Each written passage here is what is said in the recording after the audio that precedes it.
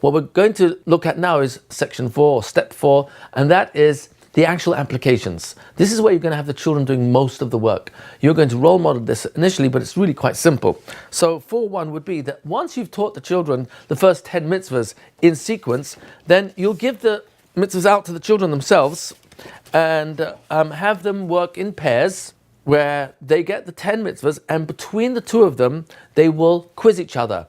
Moshe, which mitzvah is this? And he'll say, oh, that's the mitzvah to know Hashem. And Moshe, which mitzvah is this? Oh, the Hashem is one. Very good. Which mitzvah is this? Oh, this is Yiras Hashem. Avas Hashem. And then Moshe, it's his turn to hold the cards, and he'll go through them with Chaim.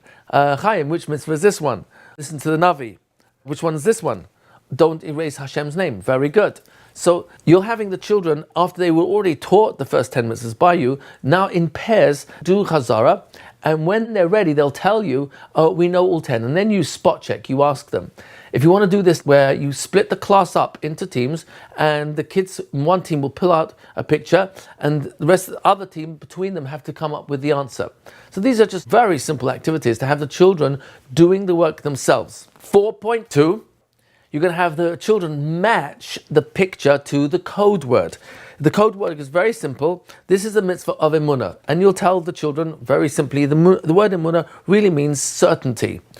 When you say, ani ma'amin be'emunah shalema, that means I am convinced with absolute certainty. That's not my taich, that's Rabbi Shimon Schwab of blessed memory. The only thing you can be ever convinced of is if something you personally witnessed becomes fact. So the actual event of Ma'amad HaSinai is factual because we've got about 3 million witnesses where HaKadosh Baruch Hu declared himself as the power of all powers, the one power that took us out of Mitzrayim when we witnessed water turn to blood. We actually experienced kinim, lice, only penetrating through the skin of the Mitzrayim. We saw hail and fire made of ice and fire combined only attack the Mitzrayim. All this was what we witnessed. So you talk about that mitzvah very simply, and then once you've explained to the children why the code name of this mitzvah is the mitzvah of emunah, I am convinced with absolute certainty. Then, once you've done that, you're going to teach the children this code word here, emunah, is the code word for this picture. It's very easy to match because you can actually see the word emunah at the top, and that will go with this. Zulasai means nothing else. Zulasai means nothing else exists except HaKadosh Baruch Hu. So you're teaching the children the code name for each mitzvah. The mitzvah, the HaKadosh Baruch Hu is Echad, one. And then you've got Avas Hashem. Is this complicated? I don't think so. The love of Hashem, and then you've got Yiras Hashem, etc. The next activity, after you've shown them the code word, the next activity is have the children match these 10 code words. There's 10 cards in each one of these little containers to match the 10 pictures. And have the children do it again in pairs or in very small groups where the kids themselves are making sure they know it. And the answer, of course, is always on the front of the card. And on the back of the card, you have additional information which the children are slowly absorbing just by seeing it all the time. But this is the first step where you want a code name for each mitzvah. The reason why, as we're going to see, is as the children learn the mitzvahs every day, review from beginning to where they're up to, they're going to be reviewing it with the code name. If you have this digitally, it'll be on screen. So in the morning where you do routine and ritual, which you've learned from the Al Pi Darko Back to School DVDs, you will know that in routine and ritual, every single morning, the children will routinely go through all the mitzvahs they've done till now. Only takes a couple of seconds per mitzvah. So you pull up on the screen the mitzvah of emunah, the mitzvah of zulasai, nothing else exists except Hashem. Oh, mitzvah of echad, Hashem is the only one. Mitzvah of avas Hashem, yiras Hashem, etc. So they'll see this on screen every single day, quickly reviewing through the mitzvahs. So what ends up happening is by default, they start to learn Baal Peh, the mitzvahs in sequence, based on the code name. The code name is really a trigger, it's like a simon. It's a one-word code name that triggers off the rest of the mitzvah. As the children learn more details, that's going to get filed in this file called emunah, with this picture, zulasai, with this picture, etc. So we're building files in the brain of the child, and it's almost subconsciously taking place. They're absorbing it by osmosis every single day. So the next level will be 4.4, which means to take the Rambam's description of the mitzvah. Here it says, Leda sheyesh sham Eloka. Leda, to know, that yesh, there is, sham, there, Eloka, a power of all powers. Oh, this will go with mitzvah of emunah. Lo ya'aleh, don't go up, b'machshava, in one's thought, b'machashava, sheyesh zulasai, that there is zulasai beside him. Oh, that goes over there. Zulasai. Liyachadai, from the word echad. Oh, you are one. To make Hashem one. Le'ahavai, to love Hashem. Okay. Lira mimenu, to fear him. And you place that there. So you're teaching the children the language of Rambam. Now, what you're teaching the children here is building exponentially their vocabulary. Their vocabulary is going to grow exponentially, burst, because you've got 613 code words. You've got the description of each mitzvah. So you've got 2, 3, 4, 5, 6 words per description. Then you're going to have also the pasuk. Between all of them, you've got at least 10 new words that they're learning, at least. In which case, you are actually exponentially creating a vocabulary base of 6,130 words, if you think about it. Now, there may be a lot of repetition, but you're literally going to be exponentially building their vocabulary by thousands. So it's all preparation for Yediyah Sahar Sefer. There will be a Yediyah Sefer. They can learn themselves independently when they open up a Sefer, because they've got so much vocabulary. Okay, so this is an example of 4.4. 4.5 would be to then match the card in English to the mitzvahs over here. So these are obviously sequential, but you can mix them up so that the children have to tell you where it belongs. So for example, it says here, no, there is no other power beside him. So ask the children, where do they think that goes? Oh, it goes over here, Zulasai, very good. Know that Hashem is one. I'll give you 17 guesses between you all. Where do you think it goes over here? Okay, fine. Love Hashem, where do you think that goes? Over here, oh, very good. Fear Hashem, very good. So this is 4.5, where you're giving the children the English version of it. And then 4.6 would be the actual pasuk, where the children are going to learn the pasuk for each one of the mitzvahs in Yesod Torah. That's the first 10 mitzvahs.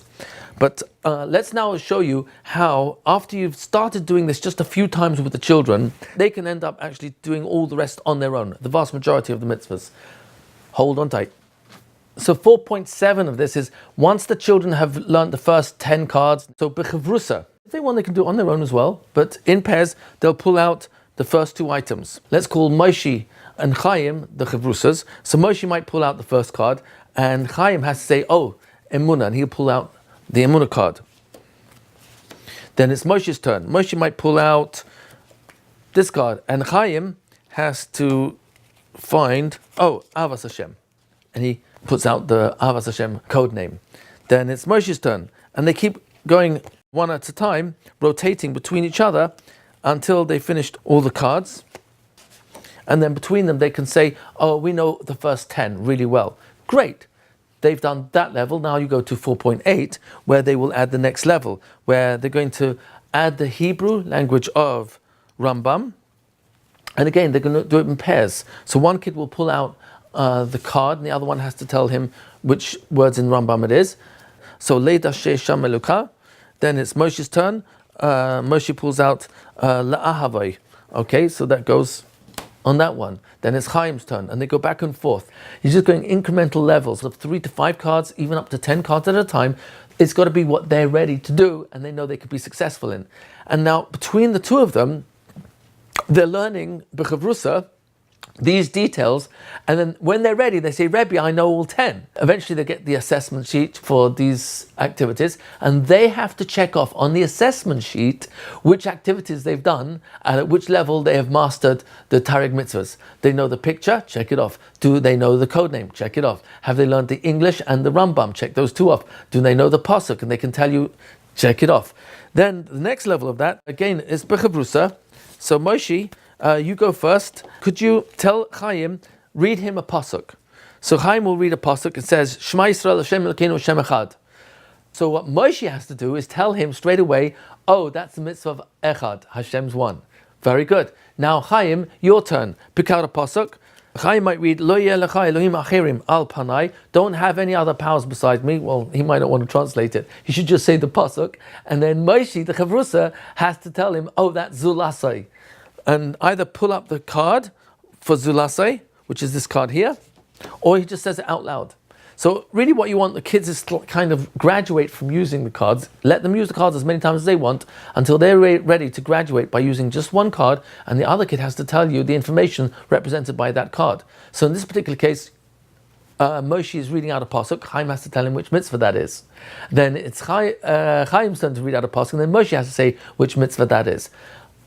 This can go at all the levels, meaning you're reading a pasuk telling you what the mitzvah is, then you can pull out a card and your chavrus has to tell you which pasuk goes with that card. Or you can read one of the code names and he has to tell you which pasuk goes with that card.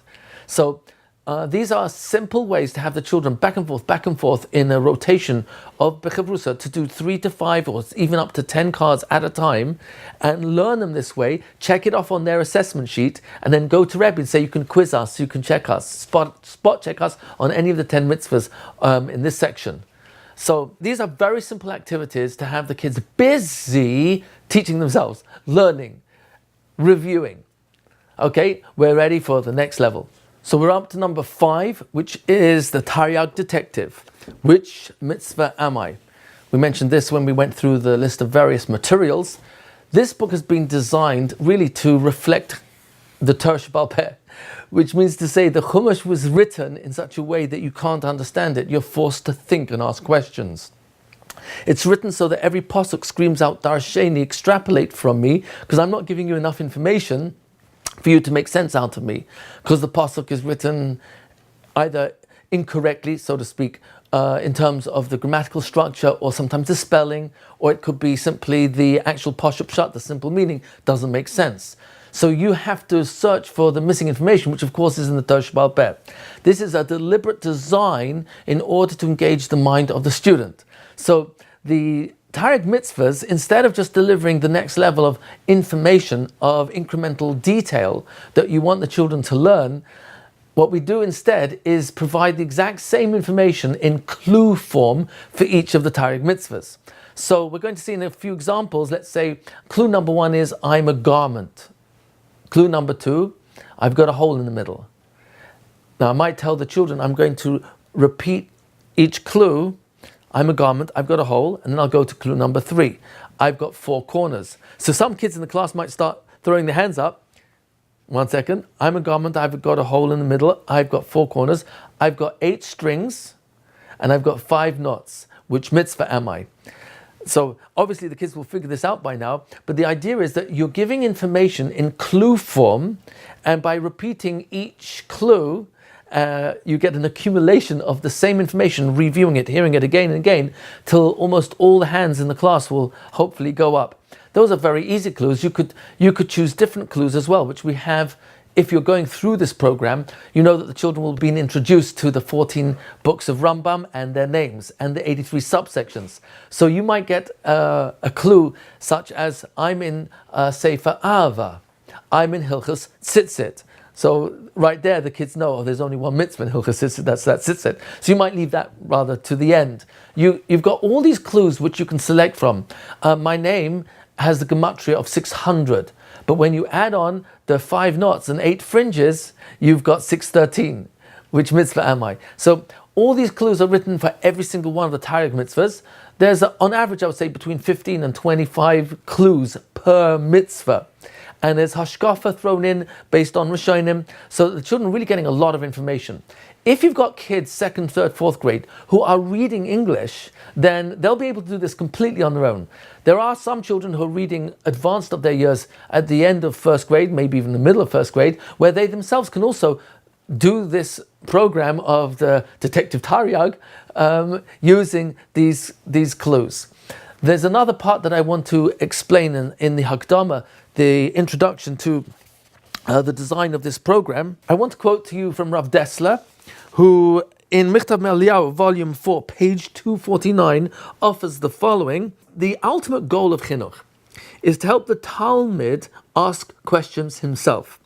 He elaborates that's Rav Dessler, in explaining how Chazal formatted the Haggadah to reflect this deep need for the child to be engaged in dialogue with his father in order to experience being part of the unbroken Masorah of the story of Yetziat Mitzrayim. Matzah, Maror, Korban Pesach, the Seder plate, and the 4 cups of wine are all used in ways to alert the child to experience the uniqueness of the evening and seek more understanding. So the whole concept of asking questions, the Hacham, the Tam, Misha Eino Yodea Lishol, and of course the Rasha, by engaging those children, by asking different types of questions, you are engaging their Bechira. So this is not a book about delivery of information, it's a book of extrapolating information by giving you clues. So that's like a general Hagdama. So let me tell you how best you can use these clues, so that best of all, if you should read the Hagdama, the introduction to the Which Mitzvah Am I book. But I do want to read some of these points just to make sure you get it if you don't read it inside. And that's the following. Select Which Mitzvah Am I cards from those mitzvahs which the students already know. Make sure you do that. Don't start doing clues on mitzvahs they don't know yet. The reason for that is you always want to set the child up for success. And the way you do that is by scaffolding. Scaffolding means that you have ensured that they've got all the necessary skills up until this point to build the next floor. You can't build the 3rd floor before the foundation, 1st and 2nd. So scaffolding means that you can't have children really understand psukim in Chumash if they don't know how to read accurately, preferably fluently, if they don't know shroshim, prefixes and suffixes. Then any learning of the Chumash without learning those skills, scaffold, foundation, 1st, 2nd, 3rd floor, if they don't have those skills, then anything they do know of those psukim is really rote learning and artificial. Artificial always has side effects. There's no way to avoid side effects if one does something artificially. When you do something naturally, you identify the necessary skills to make sense out of Chumash. Hey, then once the kid knows how to read accurately, fluently, and knows all shroshim, previous suffixes to make sense out of the psukim, now it makes sense that they're going to intelligently understand the Torah in a very holistic way, as opposed to artificial, which is rote regurgitation of the information which they don't understand. They just memorized the translation. But that's not real learning. That's actually training the mind not to think. It's kind of training the mind not to pay attention to detail. So in the same vein, what we're doing over here with Detective Taryag is we're offering that the child should first know about the mitzvahs before you do the clues on that mitzvah. So let's say Hilchas Tefillin. He's learned mitzvah Shel Rosh and Shel Yad. You don't have to do it in the order that the clues are given. You can go in the order that you believe the child actually is ready for, because he knows which those are. So if the kids learnt the icons, they know the 14 books. You can say, I'm in Sefer Ahava, because I show my love to Hashem with this mitzvah. And Hashem shows his love for me by giving me this mitzvah to wear on my head. Big clue. Like a crown from the king himself. This mitzvah is worn on the body. This mitzvah is worn on the head. You must not wear me while I'm asleep. I'm not allowed in the bathroom. Jews used to wear me all day long. Jewish soldiers used to wear me even during battle. Kohanim wore me on their head during the avodah in the Beis HaMikdash. You see what we're doing? The kid may have figured out, oh, this mitzvah is Tefillin Shel Rosh, but you're giving information they may not have known till now, and so you're adding on. So even though you're giving it in clue form, you're helping the child learn and put this new piece of information. Oh, I didn't know that Jewish soldiers wore tefillin shel rosh to battle. Oh, I didn't know that the Kohanim wore tefillin on their head when they were doing the avodah in the Beis HaMikdash. So what do they do with that new piece of information? So their brain is not a jungle or a messy office, as we often call it. No, their brain has 613 files. One of those files is called Tefillin Shel Rosh. And the child now knows where that new piece of information goes. Oh, Kohanim wore tefillin during the avodah. Oh, Jewish soldiers wore tefillin Shel Rosh when they went to battle. That goes in their file called Tefillin Shel Rosh. I have one black strap going through a black box. I am a black box with 4 compartments inside. I have one paragraph of the Torah in each compartment. So I'm just giving you this as a sample. You see how you can give new information and you're really putting that into the file of the child's mind. And right at the end, you'll say, which mitzvah am I? So you've got about 25 or so clues over there. Select the ones which you know the child is going to be successful, and add on others which are interesting. I think they're interesting. You can even put, Rambam describes me as Liyos Tfilin al Harosh. So if the child already learned the language of Rambam from the mitzvah cards, the various cards that support the picture, then they'll recognize that immediately. Oh, that's Tfilin Shel Rosh. So that's one sample. There's a lot of new information that's put in each of these clues so that the children can add on to the information in the file in their brain called tefillah, or Birkas Hamazon, or emunah, or zulasai, whichever the mitzvah is that they already know. These are new clues that are going inside. I will add also, the clues are designed to help the student discover the answer for himself. Biggie, real big. The most important way for children to learn is by themselves, meaning they are doing the learning.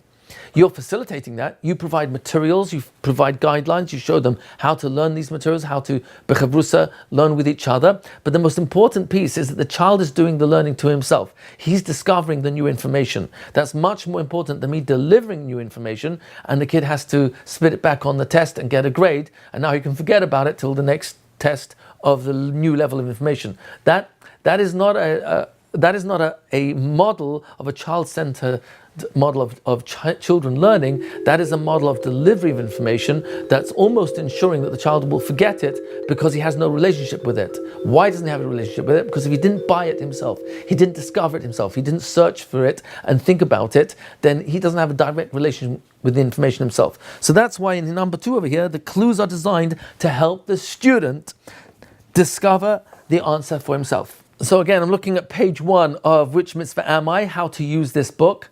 And I'm just giving you the very simple protocol of how to role model doing these Which Mitzvah Am I's with the children. You only have to do about 5 to 10 until they know what to do themselves, especially if they know how to read, then they can take off on their own. You can select the clues, as we said, that you are confident they are able to identify which mitzvah that's from, because they're being told clues on a mitzvah they've already learned. And also if they've covered this program, you can tell them which icon. You can tell them, oh, I'm in Sefer Mada, I'm in Sefer Ava, I'm in Hilchas Tzitzit, I'm in Hilchas Tefillin. You can say the code name, because they're familiar with the code name. These are also other clues. My code name is. That's a big giveaway very often, because the kids already know the code name. But it's really okay, because every time you're giving a clue, they're not shouting out the answer unless you let them. They have to put their hand up when they're confident of it. And each clue you're giving is going to reinforce new information or added information, additional information, or be mechazik information they already know. Therefore, it's chazara. It's all bonus. It's all plus. It's all hakol revach. It's all profit for the children. So I would say role model the first 5 to 10 mitzvahs, and after that they should be able to do this on their own. Another important nakud I would like to add over here is that the mitzvahs have been written in English and Lashon HaKodesh, meaning to say that Lashon HaKodesh has been mixed into the clues. So when they're reading the clue, my code name is Tzitzit.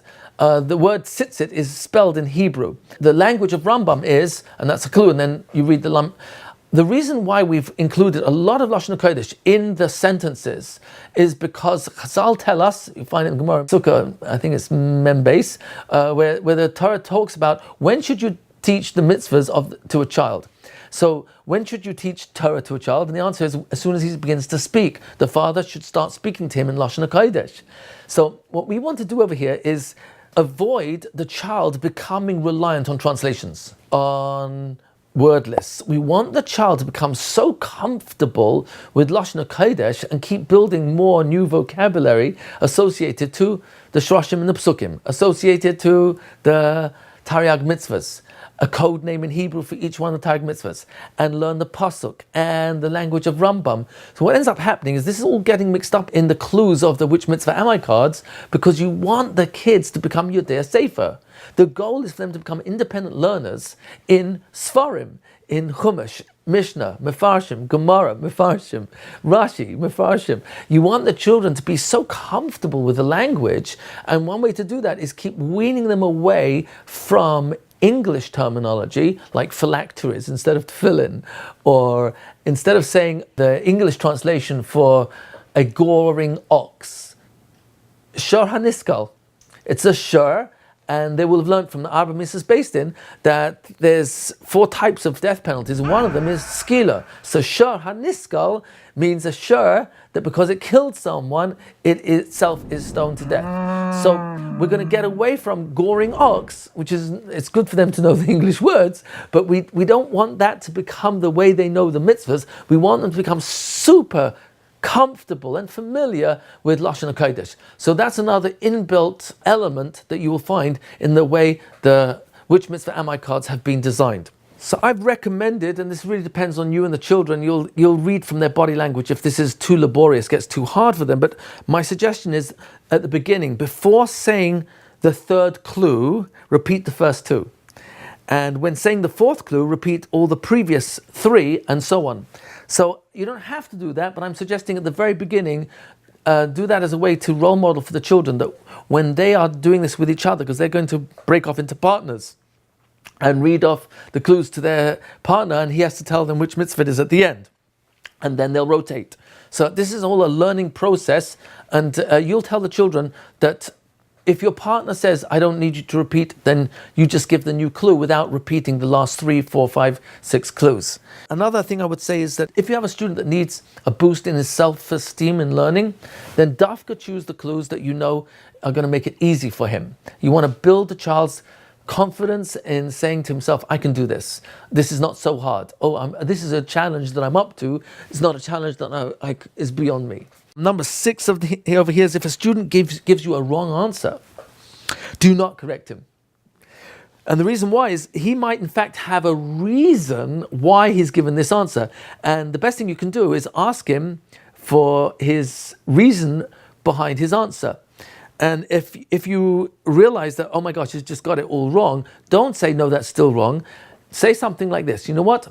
I'm going to give you another clue and see if that changes your mind. So obviously you're inferring that he probably hasn't got it right till now, but what you're really saying is, I trust your intelligence to figure out that when I give you the next clue, or the next clue after that, you're going to realize that that's probably not the answer you're looking for, it's a different answer. So never correct a child, always give them the chance to self-correct. That's called teshuvah. I'll give you one more sample. I am an asay for men and ladies. I'm found in Sefer Ahava because I show my love to Hashem with this mitzvah. Find me in Hilchas Tefillah. That's a real easy one. That's like a total giveaway. So you might want to leave that at the end. But even if you give it at the beginning, it's okay, because once the kid starts putting his hand up, everything he's going to hear now is going to be additional information that will be mechazik. He knows he's got the right answer. I can be done any time. I can be done in any place that is clean. Till 2,000 years ago, you just said your own words to Hashem. Today, you say me 3 times a day. Ladies do not have to do this mitzvah 3 times a day. They still have the mitzvah to speak their own words to Hashem whenever they want. Many ladies do this mitzvah once a day unless they are looking after young children. The words in this mitzvah are never wasted. Hashem stores your words for a time and place when they will be answered. When children do this mitzvah, Hashem is listening very closely. Children have no aveiros, so it's more precious to Hashem when children do this mitzvah. This mitzvah is probably the biggest way to show your love to Hashem. This mitzvah is the most powerful weapon in the universe. Mashiach will win wars against his enemies with this mitzvah. The moment you start this mitzvah, Hashem is listening. Most people do this mitzvah from the Siddur, but it is still extremely precious to actually talk to Hashem in your own words too. My code name is Tefillah. My pasuk is Oisai Ta'avaid. Rambam describes me as La'avaid Hashem b'tefillah b'chol yom. Serve Hashem with tefillah every day. Find me in Dvarim, Perek Yud, pasuk Chaf. Which mitzvah am I? Daven to Hashem every day. Very good. Okay, so I gave you all the clues on that one. You can select half of those, a quarter of those. And eventually what's going to happen is after you've role modeled this 5-10 times, and the kids can read 2nd, 3rd, 4th grade for sure, they're on their own, and then they come back to you to say, okay, you can spot check me on mitzvahs 1 through 20, 1 through 50, 1 through 70, and now you'll open up anywhere in mitzvahs 1 through 70, and you'll ask any clue in any one of those, and they should be able to tell you within 2 or 3 clues which mitzvah that is. So these are ways to have the children doing most of the work themselves. Okay, we're ready for step number 6. Okay, step number 6 is not so much an activity, it's a resource that you want the children to know exists and how to find it. You'll find it at the back of this particular sefer called Mitzvahs HaMishnah, which gives you a listing of every single mitzvah in every single Mishnah in Shisha Sidrei Mishnah. But the part of this which is Negea, immediately relevant to the learning of Taryag Mitzvahs, is the reference chart at the back. Probably we're going to publish this as a separate sefer, the chart itself, but just know that it does exist. The reference chart at the back has a number of columns, and I'll show you how it works. Taryag Mitzvahs reference chart. You've got at the top a column says Torah, which will tell you the pasuk and where it is. That's the source of that mitzvah. You've got here Mishnah Torah Rambam. Over here you've got the language of Rambam and the English translation. And then over here it says Sefer Mitzvahs HaRambam. If it's an assay, and it will tell you which number it is, Aleph, Beis, Gimel, etc. And the last column is Sefer HaChinuch. It will tell you where it is in Sefer HaChinuch. So this is in Parshas Yisro, for example, in mitzvah number Chaf Hey, 25. So that's the mitzvah of Emunah in Hashem. Show the children that you have here a resource that you will be able to find where the mitzvahs are in Sefer HaChinuch. So essentially the children can find where this mitzvah is in Sefer HaChinuch, which number, and along the side down here in this margin, you'll have the exact location of this mitzvah in Rambam. So it will tell you at the top over here, we're in Yesod HaTorah, mitzvahs number 1 through 10. We're already in Hilchos Deis, mitzvahs 11 through 21. Number 7 of this is you want the children to know how to matrix the mitzvahs according to the Sefer HaChinuch. That's why I introduced this as number 6. That means to say that in the very same way that we're learning the mitzvahs of Rambam, Yesod HaTorah, Emunah, Zulasoi, Echad, and then you scaffold downwards with the code name and the English description, the Rambam's description, and the pasuk. In the same way that you can do that in a sequential way, going through the 14 books of Rambam, you want the children to, if they want, they can do the same thing with Sefer Chinuch, which means they will matrix the mitzvahs as they appear in the Torah. How will they know which mitzvahs to pull out of their 613 cards? Very easy. There are a number of resources. The one I just showed you over here is one such resource where you can see where the mitzvah is in Sefer Chinuch. Another resource is very simply the knowledge map, which the teacher has in this program. The knowledge map has over, I think, 400 lesson plans for teaching Taryag Mitzvahs, according to Rambam and according to Sefer Chinuch, and a memorization system for memorizing where they are in the Torah and the Rambam, and also memorization system in that particular knowledge map also for memorizing the Prakim in Chumash, where the main information is found in every single perek. But in that knowledge map, you've got there a reference of every single one of the 613 mitzvahs of the Rambam. Where is that as a number of the Sefer Chinuch? So that means to say that you can go through all the parshas, because there's a listing there of all the parshas, which mitzvah it is in Taryag Mitzvahs of the Rambam, and now the child will be able to see, in Parshas Boy, where will I find the mitzvah of Kiddush HaChodesh and the mitzvah of Korban Pesach, and go through all those mitzvahs in sequence as they appear in the Torah, and now pull out those numbers from the 613 cards of Taryag Mitzvah cards, picture cards, and he can matrix those according to where they are found in the Torah itself, in the Chumash, according to the Parsha. So in that listing, the child will know exactly which number card to pull out of the 613 picture cards, and now he's got a bunch of them for that particular week's Parsha, and now he can matrix them with their supporting materials. That means the code name and the pasuk and the Rambam's Hebrew description and the English description. And this way, you could do this, in Bereshis there's only 3 mitzvahs, but you can do this as soon as you hit Parshas Bo, and certainly Mishpatim onwards. You can do this during the school year, where there can be an activity in the classroom where those children who want to can follow the mitzvahs of that week's Parsha and matrix them out. In the same way we do it with Rambam, they'll now do it for the Sefer HaMitzvahs.